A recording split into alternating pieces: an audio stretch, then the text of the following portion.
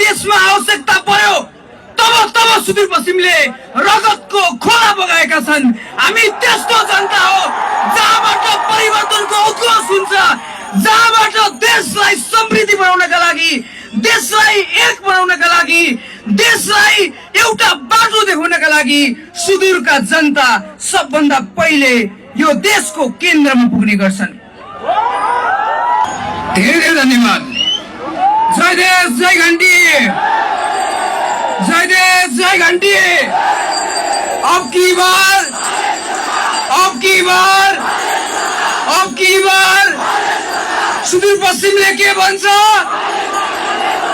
सुदूरपश्चिमले के भन्छ?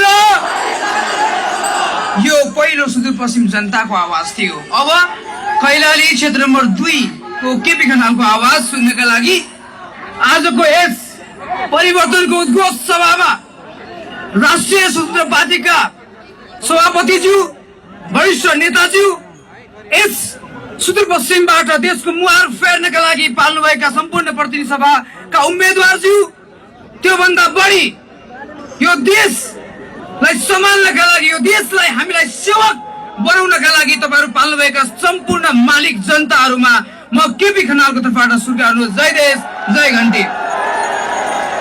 हामी आज जुन माटोमा उभिएका छौं त्यो केवल एउटा माटो होइन, यो एउटा खप्तरको तपस्या, कञ्चनजङ्घाको सुन्दरता, सेती र महाकालीको त्यो वेगसँगको एउटा अठोट सम्बन्ध हो, जहाँ देशले सुदूर बनायो तर जनताले पावर हाउस बनाएका छन्। हामीलाई जब जब देशमा आवश्यकता पर्यो तब तब सुदूरपश्चिमले रगतको खोला बगाएका छन्। हामी त्यस्तो जनता हो जहाँबाट परिवर्तनको उद्घोष हुन्छ, जहाँबाट देशलाई समृद्धि बनाउनका लागि, देशलाई एक बनाउनका लागि, देशलाई एउटा बाटो देखाउनका लागि सुदूरका जनता सबभन्दा पहिले यो देशको केन्द्रमा पुग्ने गर्छन्। तर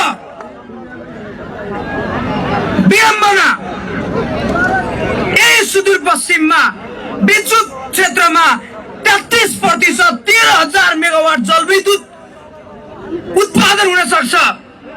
टिकापुरदेखि कञ्चनपुरसम्मको भूभागले नेपालको 30% खाद्यान्न गर्छ। तर यो देशमा त्यो ठाउँमा केवल नेता ओगट्यो, जनता ओगटेन, सेवा ओगटेन। अबको फागुन 21 मा जब देशमा घण्टी बज्छ तब यी चीजहरू हामीले चाहेको परिवर्तनहरू अगाडि बढ्न सक्छ। हामी आशा गर्न चाहन्छौं सुदूरको कुनाबाट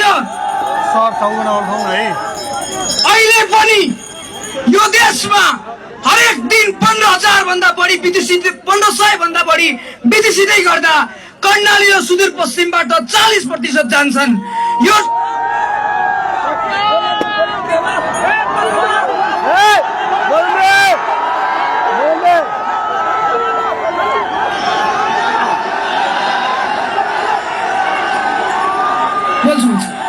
बोल्छु थोरै बोल्छु। यो ठाउँले केवल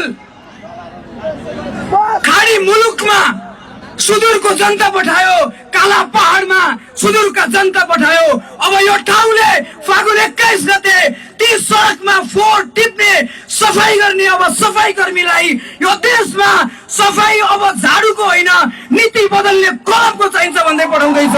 म आशा गर्न चाहन्छु, यहाँहरू सबैलाई अनुरोध गर्न चाहन्छु, म यहाँहरू सबैलाई बिन्ती गर्न चाहन्छु, यो देश बदल्नका लागि, अबकी बार बालेन सरकार बनाउनका लागि यहाँहरू सबैले आफूलाई आफूभित्रको परिवर्तनकारी सोचेर गाउँ सहरबाट जागृत गर्नु होला।